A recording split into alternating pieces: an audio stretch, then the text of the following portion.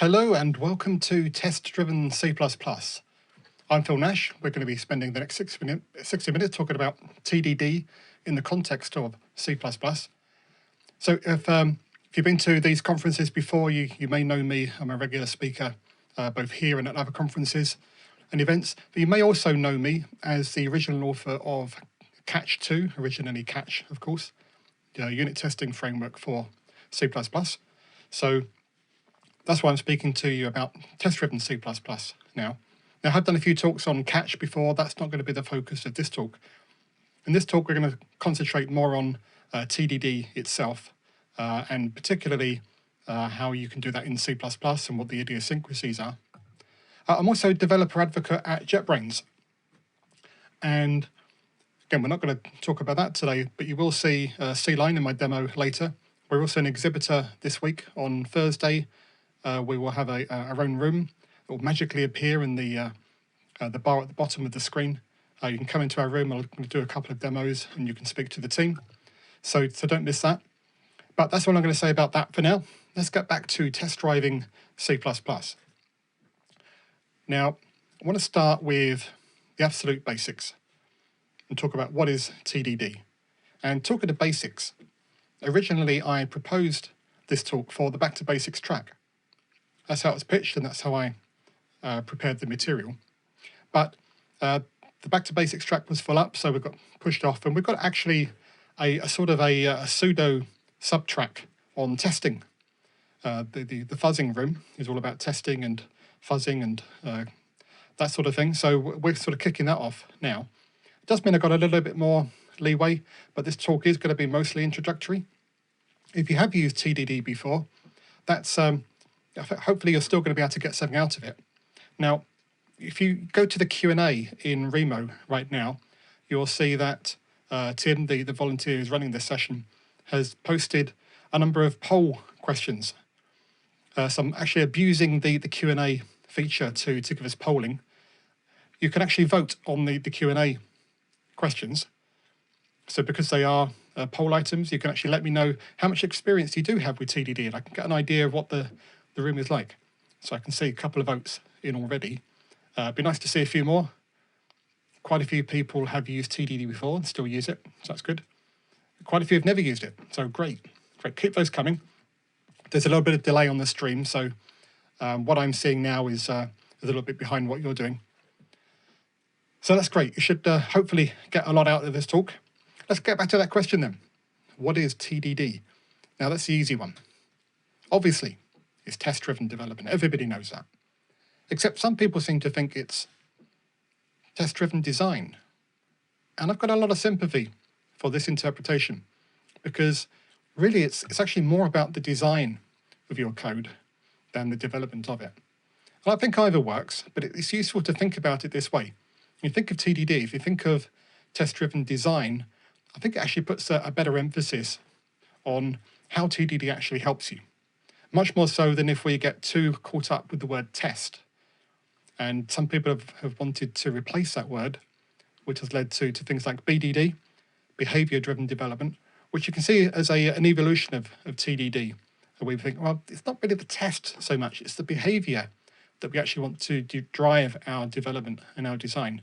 And the tests are just a way of helping with that.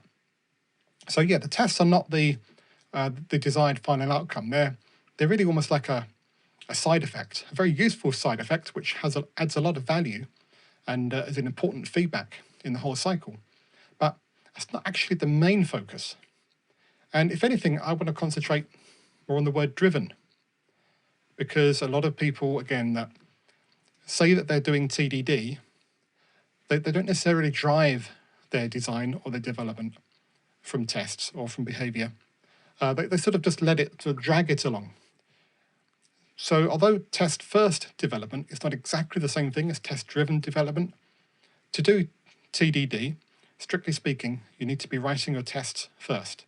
And that's really that sort of core fundamental thing that I want to emphasize today. Because I used to be one of those people that would say, well, as long as I'm writing tests around the same time as I'm developing, it's an integral part of it, that I'm influencing my design, I'm doing TDD. Until I had one of these light bulb moments when I realized actually some of those benefits that I've been promised, I'm not getting because I'm not writing the test first. And when I started writing the test first, that's when I finally saw them. And TDD is like a series of light bulb moments where you do sort of move up to different levels of insight and understanding. In 60 minutes, I'm not going to necessarily take you through all of those light bulb moments. I've just done a 2-day class on TDD and C++, where I hoped to nudge people along. It does take a bit of experience and practice, but hopefully I'm going to give you some pointers to get you going. So let's move on to something that may be familiar to the 17 that have tried TDD before, but it fizzled out, or the other 17 that, sorry, the 10 that have used TDD and still use it. The 17 that have never used TDD before may even still be familiar with this. So this is the TDD cycle. You've probably seen something very similar to this, lots of variations. The essential components are the 3 coloured blocks. And it's often named after those colours, the red-green refactor cycle. Now, apologies if you do have colour vision deficiency, but it's not really essential to actually see the difference in colours to understand it. They're just there as an extra layer, really. The important thing is what's in the boxes. And there's only a few words, and they seem pretty simple, but people that try TDD often miss some of these key words. So I think it's worth emphasising some of them. So let's go around the TDD cycle and see how it works. So we start at the start, funnily enough, by writing a failing test. So putting the start there is important. You know, we have to start by writing a failing test. And then I've emphasised a couple of words there. So the word test, for example, is highlighted, mostly because I want to take the opportunity to say, although we might think of a test as an assertion and a test framework, and it very often is, it's a really great way to write a failing test. It doesn't have to be. And very often, particularly you'll hear TDD practitioners say that, especially in a language like C++, statically typed, you'll actually use the compiler as an extension of your test framework. If something doesn't compile, that can be considered a failing test if you're using it in that way. So a typical example of that would be you're making a new call to an API that you need, but that function or method or class doesn't exist yet. You still have to write it.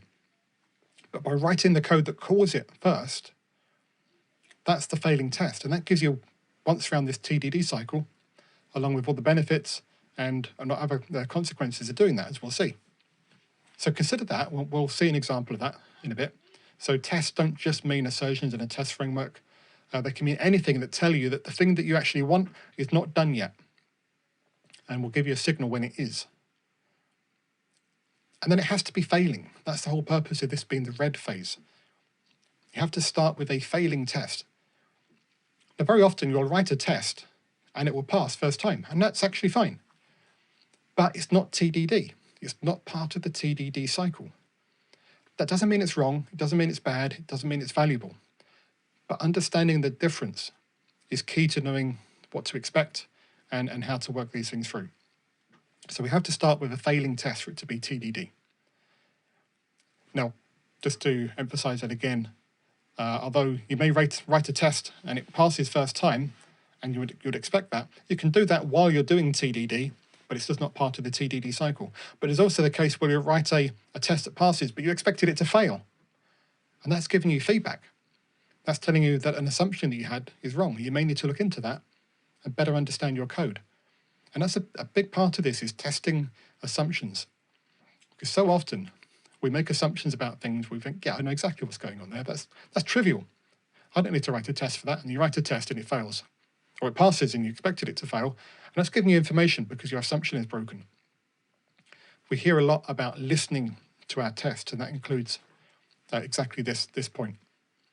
Listen to what the tests are telling us. If it's telling us that we've made an incorrect assumption, we need to look into that. Don't just let it pass by. So we've spent quite a lot just on that red failing test.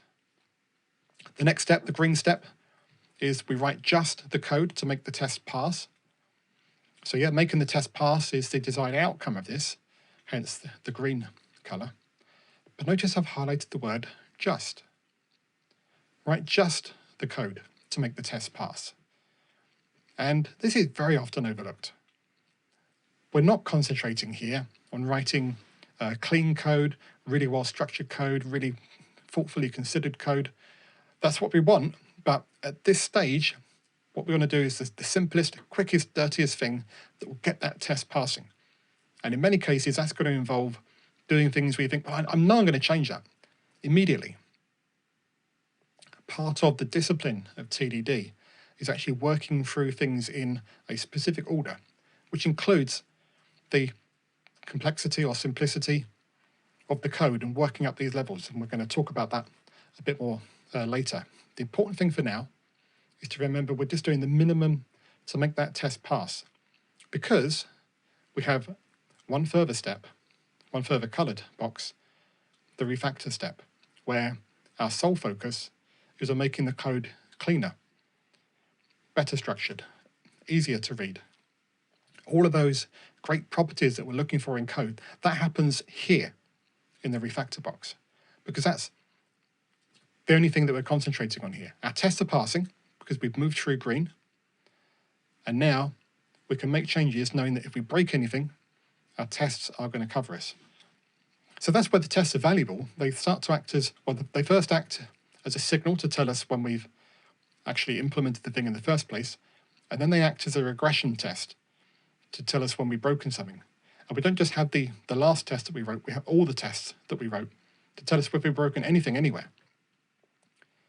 So because we get close to 100% coverage, if we're doing strict TDD, it gives us a high degree of confidence that we haven't broken anything. As we'll see, that's still not enough. We still need to consider other types of testing as well. So we can get a false sense of security, so there is a bit of a warning there. But if we're following all these principles, we should be in a good shape. So it's actually at this point, at the refactor step, that we need to consider certain design principles that are going to make TDD work. And they're not actually part of TDD. They're sort of like assumed that you have this background in how to design code well.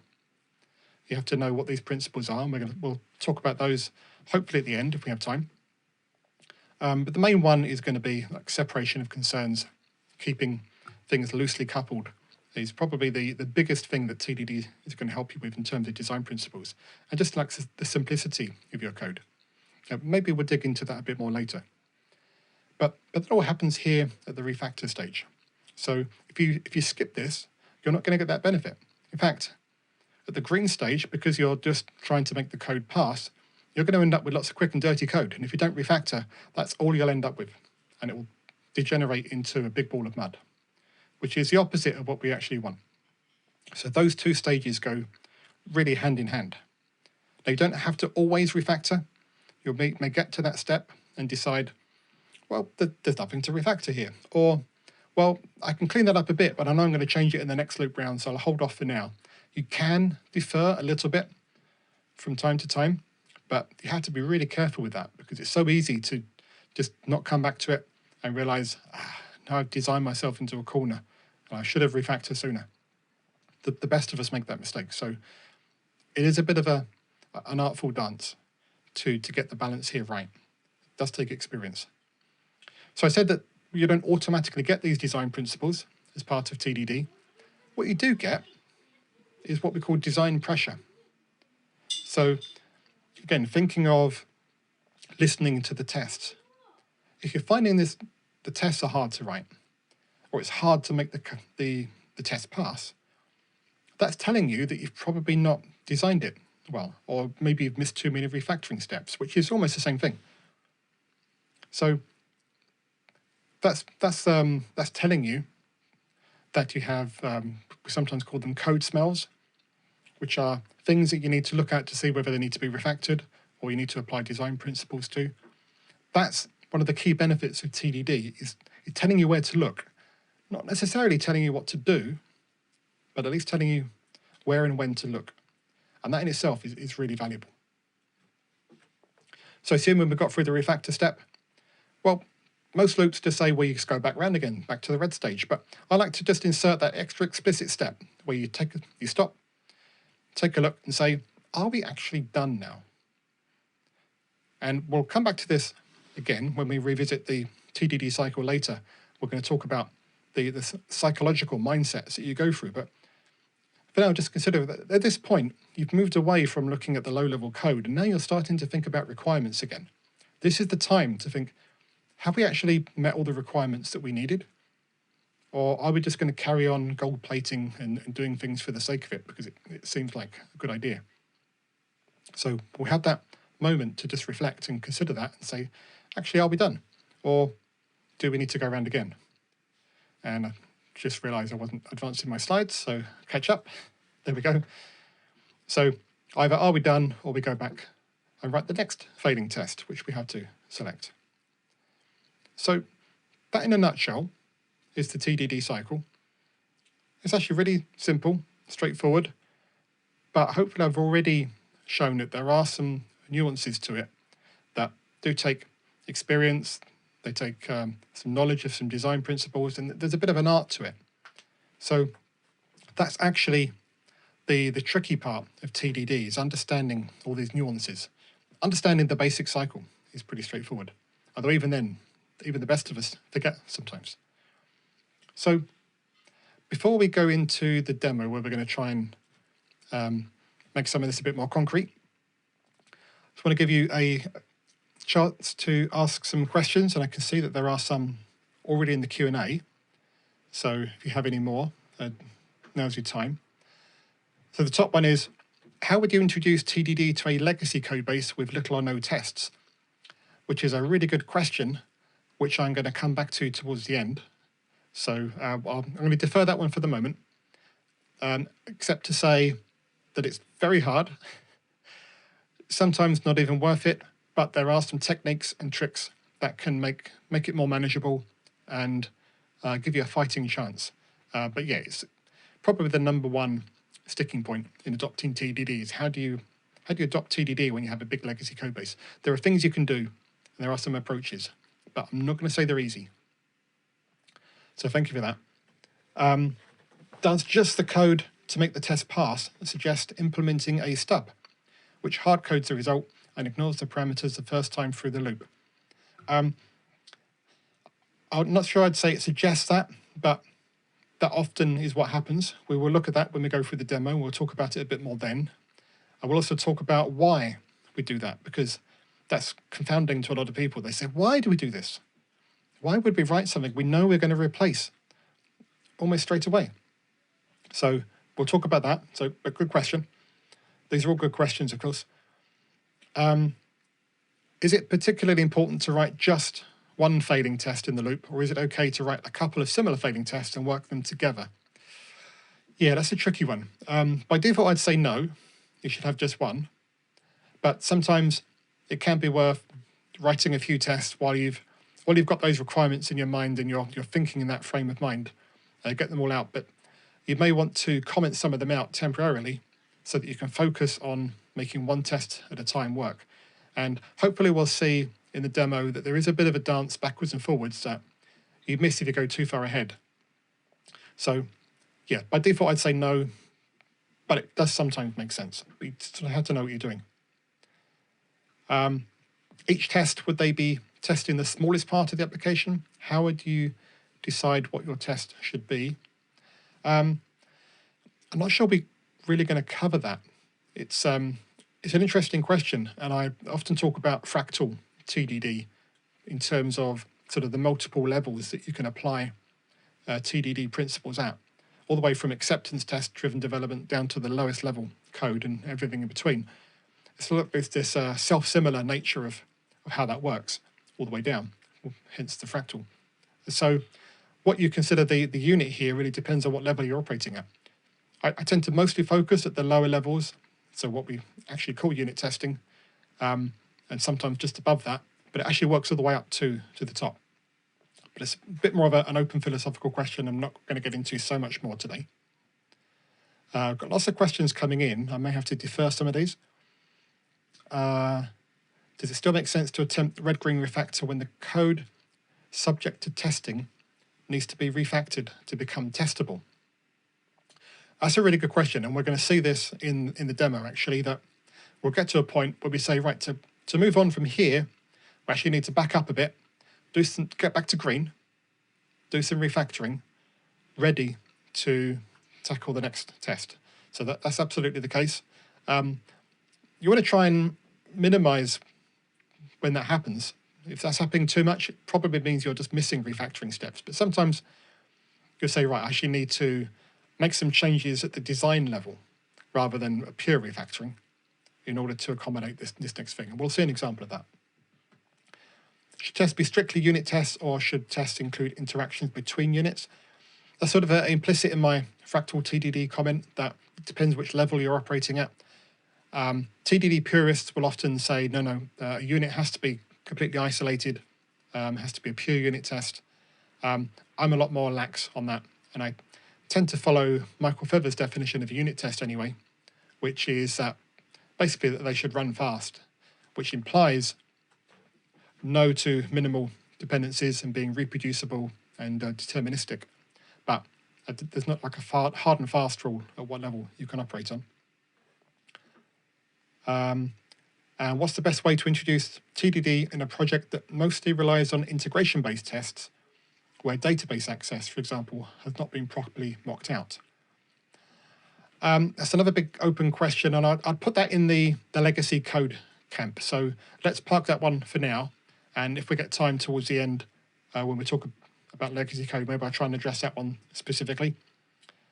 I'm going to move on, and I've just noticed my laptop is not charging, which means the battery is about to run out, and I won't be able to see the questions anymore. So bear with me 1 second. Right, that's charging. Let's move on. So I mentioned this demo we're going to do, and this is what we're going to take on. So obviously snakes and ladders. Now this is an example of what we call a coding kata. So from the Japanese term for a very sort of specific small exercise that you can do repeatedly to get very good at a skill. So nothing to do with software development originally, typically in the context of martial arts, but then we have applied that to things like learning a musical instrument or certain other skills. We're sort of abusing this term a bit in software development when we adopted it, because the thing that we're practicing over and over again, these katas, like the snakes and ladders one, that's not the thing we're actually trying to get good at. We're trying to use that to explore some other skill, in this case TDD, but it could be learning a new language or technology. So just bear that in mind, that it's not that we're going to do snakes and ladders again and again to get good at that. There's some other objective, and we just want to practice the actual skill that we have in mind. So one of the problems that people hit when they're trying to learn TDD or trying to practice it is they try to put it into practice straight away in their day jobs, and that they hit some sort of productivity slump before they actually reach a level of competency where they can start to become more productive. So it's really important to set aside time for what we call deliberate practice, which involves working through these little coding katas in order to practice this new skill. And only once we start to get a bit more confident that, yeah, now I can work in this new way, then start to apply that to your day job. So we're going to do one of these as an example now. And I've chosen this one because I think it's relatively universally known, this board game. Child's board game, really, because it really is just a game of chance. The rules are pretty simple, so not too much to model. We're not going to do the whole thing. Just to look at that board from the top down. This is one my kids actually used years ago. Modelling the board is pretty straightforward. There's 100 squares there. Each one is either empty, in which case if you land on it, you don't move, or it's the bottom of a ladder or the head of a snake. If you land on one of those two, you go to the other end, the top of the ladder or the bottom of the snake. So I call these portals, more abstractly, because they take you from one part of the board to the other. The fact that it's in a grid is just a presentation artifact. You can think of it as just 100 squares. So players will move along the grid by rolling a die until they reach square 100. The first one to square 100 wins the game, but you have to land exactly on the square 100. So if you're in one of the last few squares and you throw a number that's too high, you miss your go. And that's pretty much it. There's a little bit more to the gameplay mechanics, but we'll skip that for now because we're just going to model the board. So how are we going to capture the board model. So really the interesting bits of information are these snakes and ladders. For example, there's a ladder there from square 2 to 38, so we can capture that information out. There's another one there from 4 to 14, so we'll pull that out, and so on, until we've captured the whole board, because anything that's not a snake or a ladder is an empty square. That gives us a nice starting point, a nice declarative view of how the board works, and we can project that into code fairly easily. It's still fairly declarative. Looks like some sort of map, so let's wrap that in a map of, make it uint32t to something I call a portal. So I've chosen unsigned integers, so we don't have to worry about negative numbers. If you can use the type system to reduce things you need to test for, that's always a big win. The best test is the one you didn't have to write. We do need a portal type. That's pretty straightforward. Just a little struct with an enum, a snake or a ladder, and a target cell. That's pretty much it. So that's a good starting point. What we're going to do now is I'm going to drop to an editor and start to work this through in code. So we are going to break for a demo, and then we'll come back and go around the TDD cycle again and see what we've learned. We will also have to see how we do for time. I may have to cut it short. So I have this starting point. It's basically what we saw on the slide. We have our map of portals. We have the portal class itself. I'm already including the header for catch. So that's my test framework. Obviously, I'm familiar with that. You could do this in any test framework, of course. And I've already got a test case started. Notice in catch, test names are free-form strings, which is really nice because test naming is actually really important. It's much more important than most people think, in fact, because it acts as part of the documentation for the code as well as the tests. And can also act as a point of communication between you and maybe people that are even non-technical or at least not familiar with your code base. So do bear that in mind. How are we going to start writing tests here? We have these portals. Now, obviously, we could just start using it. We could see what's at square 1. And with catch, the assertion macro is require. And I could say, oh, maybe portals is, so I need to pull out the target. Will take us to, well, actually we don't know. Let's try it. And that fails because obviously maps, when you try to access an element that's not in the map, and that's not in the map, will give us a default instance. So, okay, maybe we could get an iterator out and query that, but this is the wrong direction. This is not what we want to do. We don't want to be testing std map.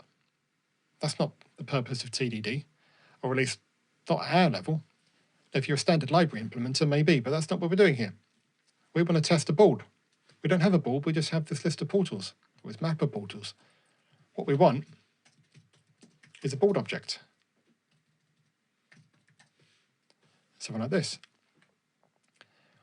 Now, obviously, we haven't written a board object, and I'm using C-line here, so it's telling me that straight away. Maybe your AD does too. If not, obviously, you can just build it. So this is our first failing test. Remember I said the compiler can be your test framework. It's just telling us we need a board object or a board class. So let's do that. And remember, I also said we need to write just the code to make the test pass. And that does it. We don't need anything in there yet. So I can now build that. That compiles, and that means I've now passed that test. That's another time around the TDD cycle, even though we haven't actually written any assertions yet. Now, why is this necessary? Why do we do this? Well, if you consider that that line of code is acting as our test, that means that even this empty class has a test for it. And that's what we want to end up with. We want to end up with a test for every line of code that we write. Now, as I say, that's not necessarily sufficient because we also have to consider data and different paths through the code. But as a starting point, having a test for every line of code that we write is a really great start. All right, what can we do with this board? So we want to raise the level of abstraction now. So rather than just looking up things on a map, we want to say, what happens if we land on a particular square? So we're thinking about 1 before. Well, now we can say, right, the board knows that if you land on an empty square, you just stay on that square. So I can say, sorry, jumping ahead. Let's just assume it returns the square that we landed on. So now we have another compiler error.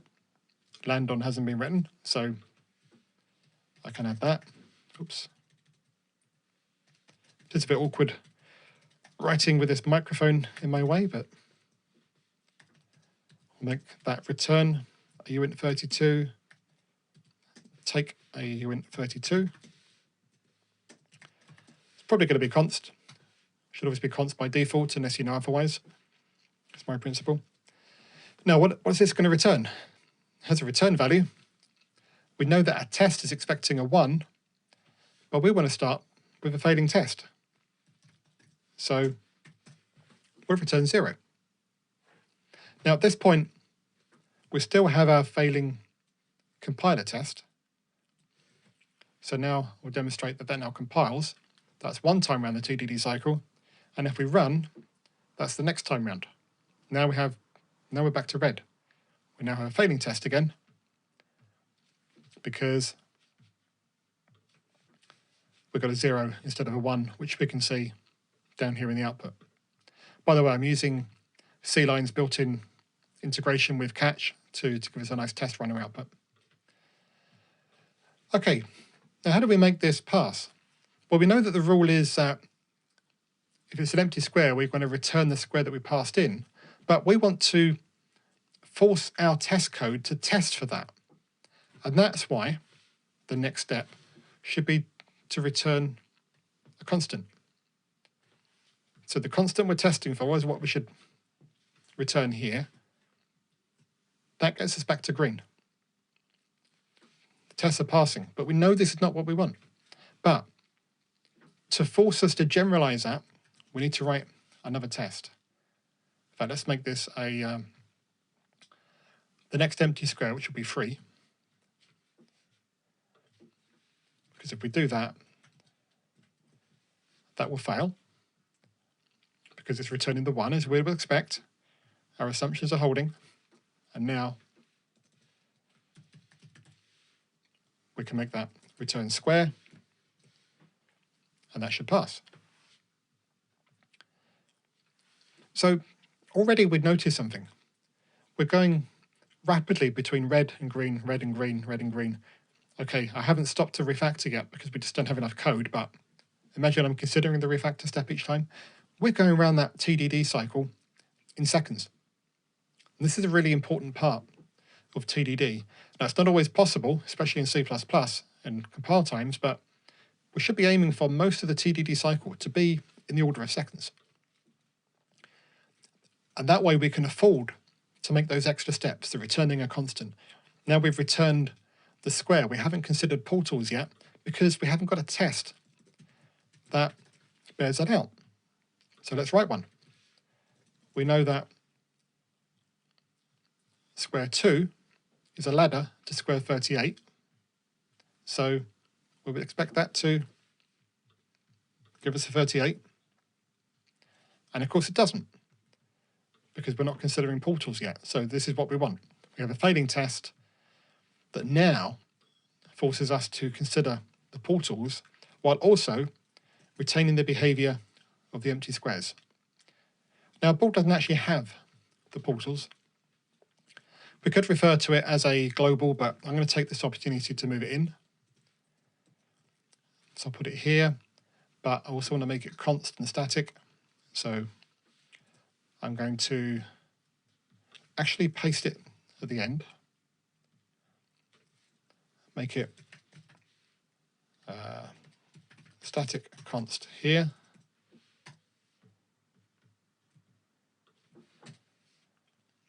and then at the end, let's make that const and on board. Did I miss something there?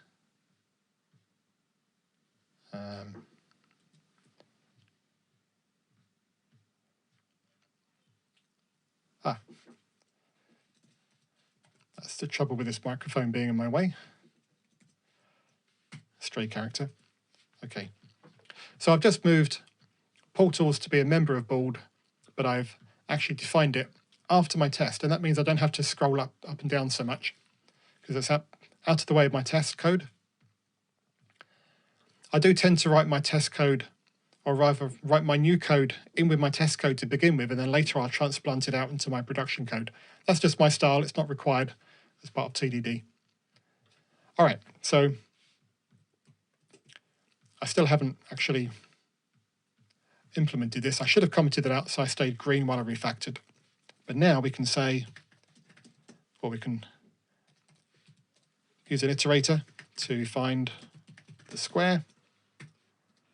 And if we found it, iterator not at the end, then we can pull the target out and return that. Otherwise, we fall back to returning our square. So that should now, and it does, pass our test. So our empty squares are still working, our ladder is working. What if we look for the first snake? Square 47 is a snake to square 26. That's what we'd expect. Now, we've written a new test. Do we expect this to pass or fail?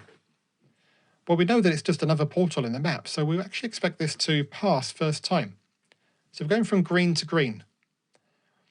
So remember I said it's not that that's not valuable, but it's not part of the TDD cycle.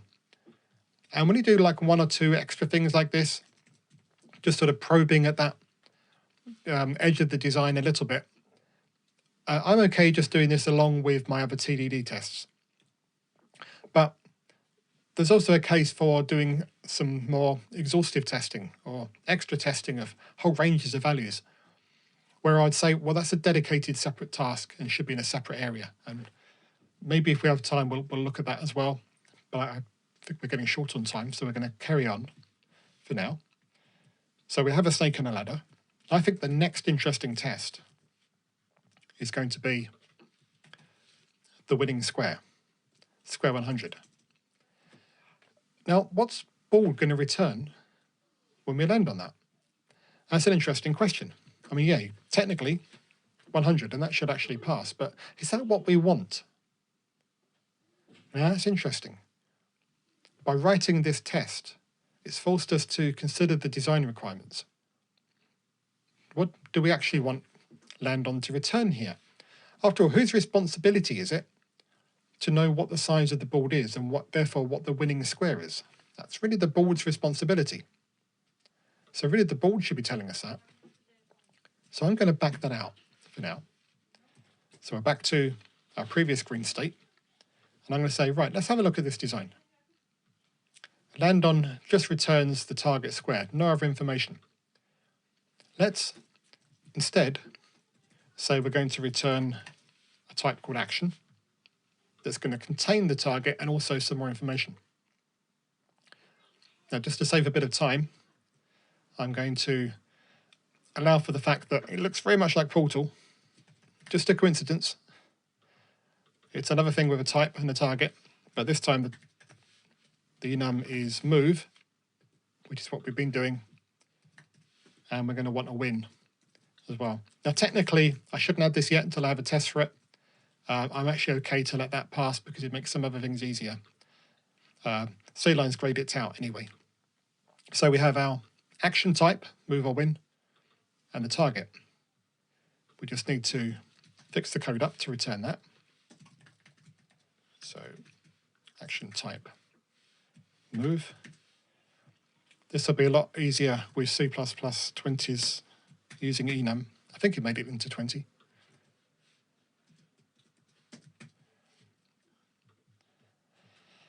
And then we also have to change the tests. Now, because this is the refactoring step, I want to do the minimum to make this work, which is going to be just to pull out the targets. So we're not actually considering whether it's a move or not yet. And we're back to green. So now we can say, okay, can I refactor this a bit?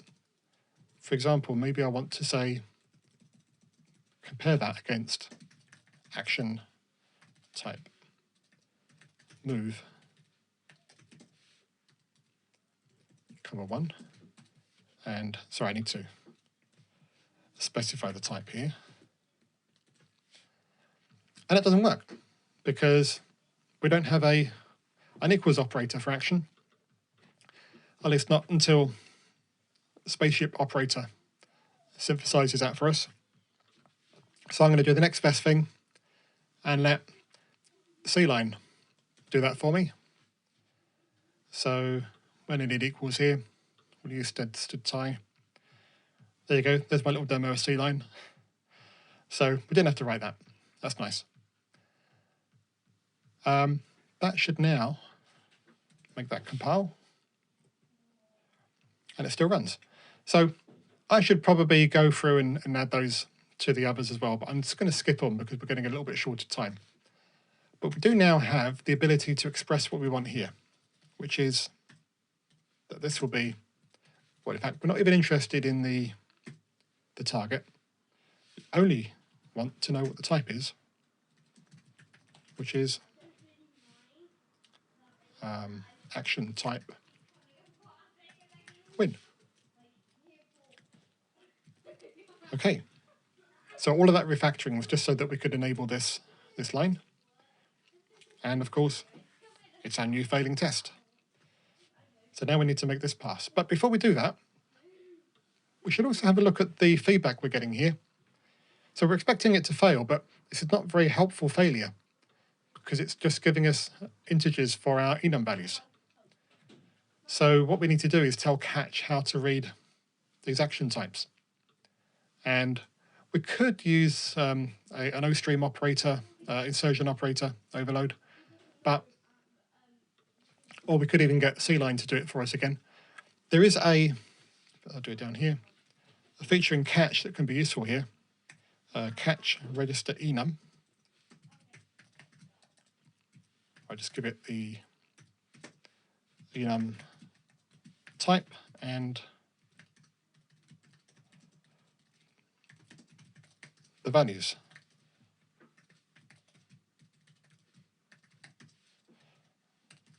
And after some painful retypes, there it is. Now catch will just generate the code necessary to make that print now. So now we can say, yeah, we've got a move instead of a win, which is what we expected. It's nice to see it there. Now, if one of these tests fails later on a build server, perhaps we don't actually have access to it on a local machine, we get a lot more feedback from the test framework as to what actually went wrong. So that's also really important. Now, how do we make this pass? That's fairly straightforward now. We could just put an if at the start. If square is 100, then return action type win,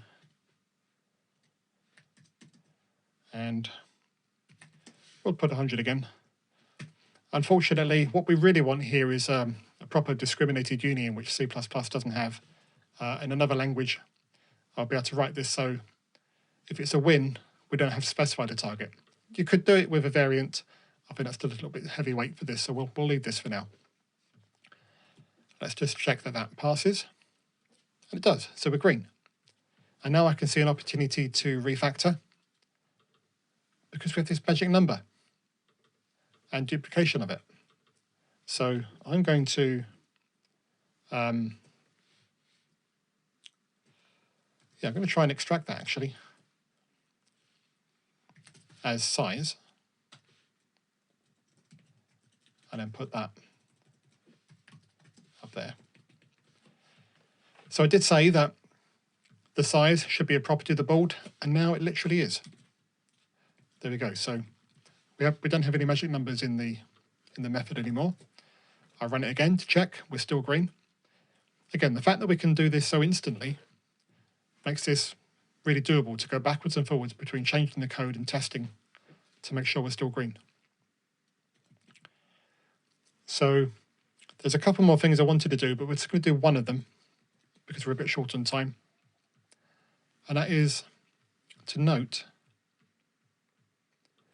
that, square 80, if you didn't notice this before, is a ladder to square 100, which means that's also a winning move. So we would expect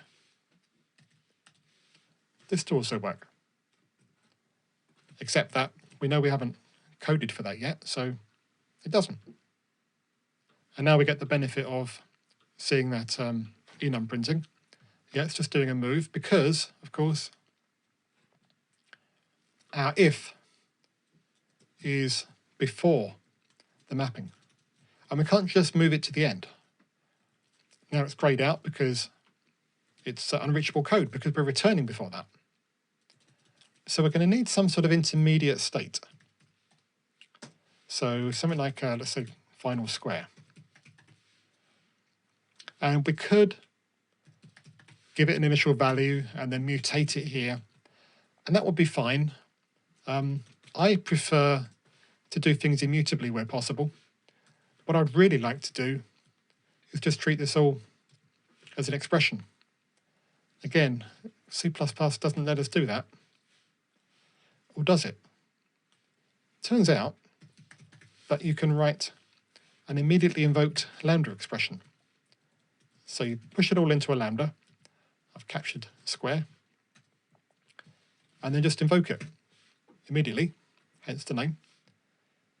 Now this is all red because it doesn't know how to infer the type, but I actually want to change it anyway and just return the integers here. You'll see where I'm going with this in a moment, I hope. So that's initialized our final square. It's either the square that was passed in or the target. That's always going to be a move to. So I can now write this in terms of final square and then do an else. And here's where our move comes back in.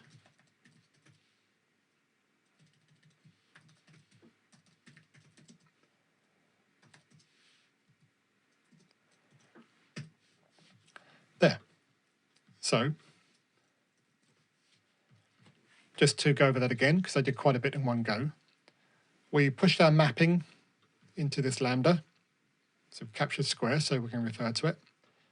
And we returned either the mapped square or the original square as final square. Then separately, we can refer to final square, check whether that's the winning move. If not, we'll return just that as a move. That should be enough to actually make that pass as well. And we're green. That all worked. Didn't break anything else, and we've got our new functionality. Now, the final thing I would do, but I'm going to skip ahead, is just to look at what happens if you ask for a square beyond the end, and then we add a new state called no move because you have to miss a go. That ends up just adding an extra if else here. And so our final implementation basically looks like this lambda to map from our input square to an intermediate state. And then we look at our intermediate state and map that to our output state. And that's it. No mutability, just two straightforward mappings, which we arrived at least primarily because of the way I was test driving it. And obviously I went through this a few times the first time to arrive at that. But that's another useful property. You can try different things and then roll back, knowing you can always go back to a green state. So it actually really works well for exploring different design spaces as well. Now, though we stopped there, and I was going to add one more, that is mostly done. It's only a small number of tests. And that surprises some people. They expect, well, it just feels like there should be more tests here. And you could write more. like we did with our extra snake. We could write some more of those, just test some more things out, just to give us a bit more confidence. There's also things like we didn't test for 0. We could write lots more beyond the end. But they're not really going to be, we don't expect them to actually change our design. So remember we said about test-driven design. Well, if we're not driving a design, it's not really part of TDD. Doesn't mean it's not valuable, but we should do that separately. And in fact, we're not going to have time for it now, but there's a feature in Catch called generators, which is really great for this because we can write tests that hold for many different values, called properties, and then we can generate values at random in that space, say from 102 to the max of uint 32. And it will just, every time you run it, it will test a different subset of that randomly, until eventually it's progressively covered more and more of that space. Now, again, that's not deterministic, which is another reason it's not really part of the TDD cycle, although you can reproduce these things if they do fail. That's another topic. In the links that I'm going to give you at the end, there are links to things on property-based testing you should check out if that interests you, as well as some other forms of testing. But I am aware that we are running short of time, and I've got a little bit more to get through before we wrap up. So I'm going to cut that short for now. I should have also mentioned that what we didn't do here is give names to each of these assertions, because they are effectively separate tests, and we should be documenting that, but that would have taken a bit more time. So I just want to mention that in passing. That's the end of that demo. So let's come back here. And I see there are a few more questions that have come in. Let's see how many we can get through of those in time. So we've got the couple we're going to come back to. Then how important is it to hit 100% coverage? I've seen this being done at the expense of making tests dependent on the internal logic of the function on the test. Is that a worthwhile trade-off? So short answer, no. Not a worthwhile trade-off. I do have, in my class, I have a slide that says, how do you test the private implementation? And the answer is, you don't. And then there's a third answer where it says, but if you really, really need to. We're not going to go into that. By default, you should not be testing internal implementation. There's just a few exceptions to that, but by default. So in terms of code coverage, well, first of all, I'm a little bit wary of code coverage as a goal. Once you start getting code coverage figures, that they can be useful, but they start to become a goal in themselves, and that's not the point of this. If you're doing strict TDD, you should naturally end up with 100% code coverage, at least for everything that you are test driving, and you wouldn't even need to measure it. Maybe you measure it just to give you some confidence in that. And that includes private implementation. Because of this rule that you don't write a line of production code until you have a test that fails until you've written that line of code, then even in your private implementation, there should be no code there that's not covered by tests, but only through the public interface is the point. So I hope that answers your question. Can you explain your thought process in how much code and data structures you sketched out before writing your first test? That's a good question, and that really gets to the art of TDD. There is a misconception that TDD is about no upfront design, and that's definitely not the case. There's no big upfront design, the type where people go through stages of analysis and draw out their class diagrams and get it all pinned down before writing a line of code. There's more a reaction against that. You should have an idea of what you're going to do up front. How much of an idea depends on a number of factors. But generally, you have an idea going in. It's probably going to look a bit like this. And you can use that just to guide how you're going to start off. But then, as you go, as you get feedback from your tests, that may change. You may find a big part of the design that's going to be quite complex you didn't actually need in order to implement your requirements. And so you've saved yourself some effort. Or maybe you had to add some other stuff you didn't think of, and so it wasn't in your original design, and that changes how that works. So it's about starting with a flexible idea of what you want to do, and then being able to adapt that over time. It's all about, as the Agile tagline says, embracing change, making the code easy to change by making sure your test will tell you if you've broken anything, leaving the design flexible by being loosely coupled. Remember that design pressure leads us to that. So by making it changeable means that as we meet unanticipated sort of sub-requirements, we can adapt to that. We can change our design on the fly. So obviously that's quite a big topic, but hopefully that covers your question for now. Are there any rules or principles to consider when naming tests, or is it a matter of preference? Big topic. So you should go for descriptive names that should capture the expectations of your test, what you actually expect it to do, rather than just, oh, it does this. And there are some tools for making it a bit more structured. So if you look at BDD's given, when, then structuring, which Catch nicely supports, that really sort of helps you to write nice descriptive test names. Is there a limit to the number of checks one should put into a single test? There's this thing called the single assert rule, which doesn't really mean single assert. It just means that you shouldn't be performing an action and then asserting that state, and then performing another action and performing it in a different state. But sometimes you might perform an action and then you have to assert on several different things in order to verify that one piece of state change. And that's considered a single logical assert, and that's okay. So there's not really a hard and fast rule, but if you get lots of asserts, then you should question whether you are testing more than one thing. So in the example I just gave, I was trying to say, what I would have done is actually separate them into separate sections, which you can do in Catch, which are all effectively like separate tests, and that would have been a better structuring, but we didn't get time to go into that.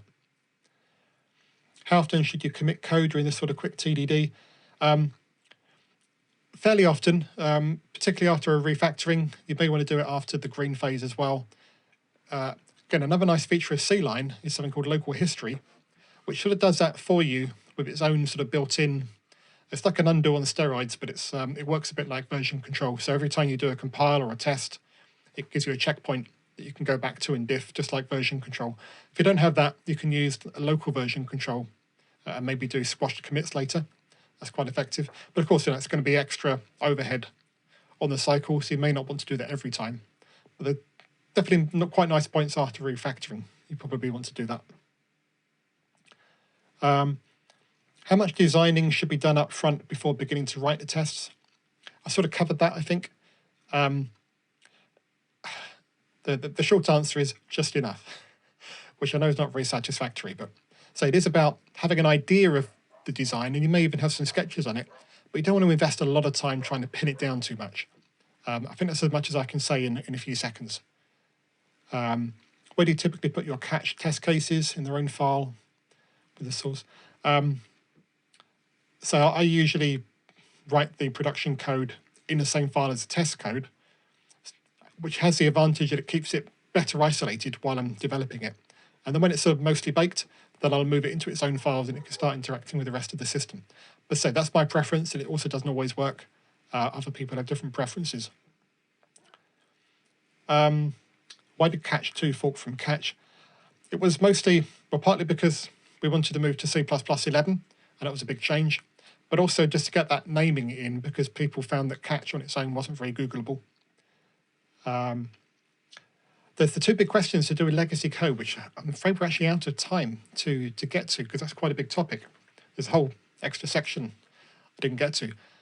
So maybe if you find me afterwards, we can go through some of that. But I think at this point, I'm going to have to wrap up. So I'm going to whiz through the next few slides. I was going to go around the TDD cycle again. The big insight here is that as you go through different stages, you actually go through different mental modes. So you have different sets of mental resources that you can bring to a problem. So you start off with high-level design requirements, user experience. That's your mental focus. And then you can put that to one side because a test has you, and you concentrate just on making the test pass. It's like this hacker mentality, race to green. You can actually give yourself permission to just hack code, which is actually quite fun once you've given yourself that permission. And then at the refactor stage, the only thing you need to worry about there is design principles, clean code, restructuring it. And then you go back round again. I wanted to say more about that, but we're going to need to wrap up. So we won't really get time to look at my bonus material, one of which was the legacy code. So sorry about that. But on this link, levelofinteraction.com/refs/tdcpp.html for test-driven C++, I do have a whole load of articles, blogs, videos on all of these topics, so you can dig into that a bit on your own. Of course, you can always reach out to me to come into your company and give you a workshop as well if you want, or just catch me afterwards or on Twitter. And I think we're going to have to wrap up there, so I'll speak to you all afterwards. Thank you very much.